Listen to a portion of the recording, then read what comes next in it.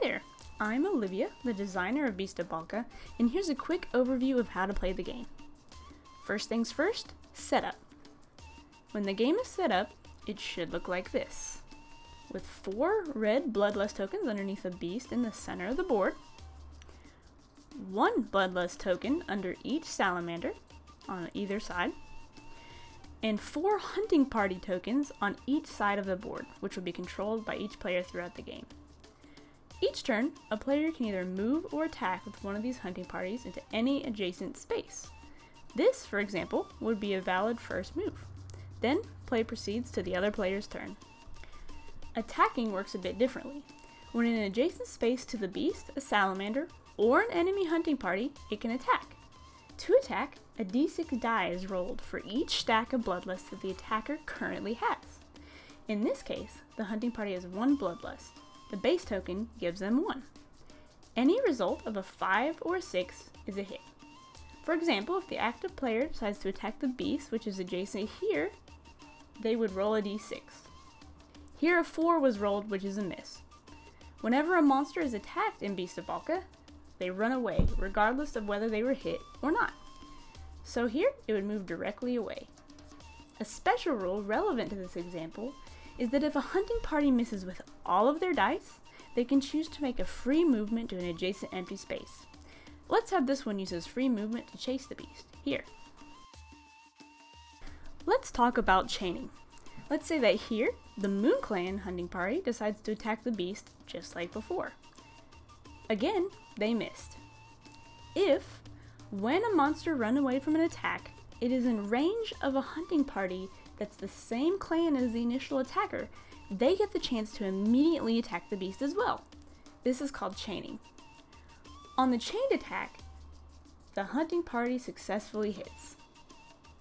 Because he is hit, the beast loses 1 health, which is represented by these red bloodlust tokens on the stack. Whenever a hunting party successfully hits, they get to take the bloodlust token from the damage they dealt and put it underneath itself.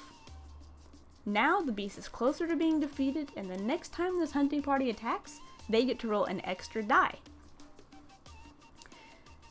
The beast was attacked, so once again, it runs directly away. Now, the original attacker is once again in range to attack the beast. However, one hunting party cannot attack more than once in a turn, so the chain ends here.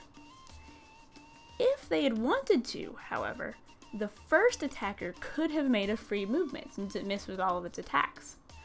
Only the first attacker in a chain can choose to do this, and it has to happen immediately after they try to attack and miss. If I had done that here to chase the beast, the hunting party would have gotten trampled when its ally chose to follow up on the chain. I'll explain trampling in further detail here in a moment. Here's another example.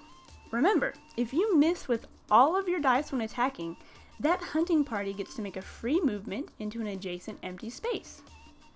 This means that a hunting party with 3 bloodlusts would have to miss with all 3 dice, like this one here, who would then make their free movement here, and the monster would still run away from the direction that they were attacked. Again, this free movement only applies to the first attacker in a single turn, which is important to remember when chaining, and must be made before any chained attacks are declared. So, since the first attacker did indeed choose to make their free movement and already did so, this other hunting party here could declare a chained attack. It's a hit, so the beast runs back, and the hit gives the chained attacker a bloodlust token. Since this hunting party had already attacked this turn, it could not declare a chain. Chained attacks can, however, be declared by each friendly hunting party. So, in the right situation, a player can attack with all 4 of their hunting parties in one turn. Like I explained earlier, a hunting party gets to roll extra dice for the amount of bloodlust that it has gained, but it still maintains the need of a 5 or a 6 to hit. This is true whether attacking a monster or an enemy hunting party. But if you were able to kill one of these salamanders, which are represented by these blue tokens here, they can be taken as a bloodlust token themselves. However, these count as special bloodlust tokens called toxins. If a hunting party has gained this token, they can now hit the beast on a 4, 5, or 6, dramatically increasing their chance to hit. This effect is only beneficial for attacking the beast, however, and does not apply against the other salamanders or any other enemy hunting parties. Hunting parties can, however, be attacked and killed by other hunting parties. Let's say that this Sun Clan party is attacking this member of the Moon Clan. They would roll 1d6 like normal. And here it hits. If it was attacking a monster, this hunting party would take that Bloodlust token and place it under its own stack. Since it's attacking a hunting party, however, the Bloodlust is simply taken away as damage. The hunting party, in addition, does not run away. The main motivation for attacking enemy hunting parties is to keep them from becoming too powerful. Reducing their bloodlust makes it harder for them to kill the beast, and you can kill them to get them out of your way. It's also important to note that the maximum number of bloodlust stacks that a hunting party can have, including the one that they started with, is 3. So they can never roll more than 3 dice for a single attack, like this hunting party attacking now. Wow, it looks like he got 3 hits. And in this situation, that would normally kill the beast and win the game for the Moon Clan. But for this example, let's say that he only got 2 hits. The 2 Bloodlust tokens that the attacking hunting party would have added to their stack are instead discarded because the hunting party has already reached their maximum of 3. If, in this instance, this hunting party had been attacking the salamander instead of the beast, and got those same 2 hits, since the salamander token is better than a regular Bloodlust token, that hunting party can replace one of their existing Bloodlust tokens with the toxin.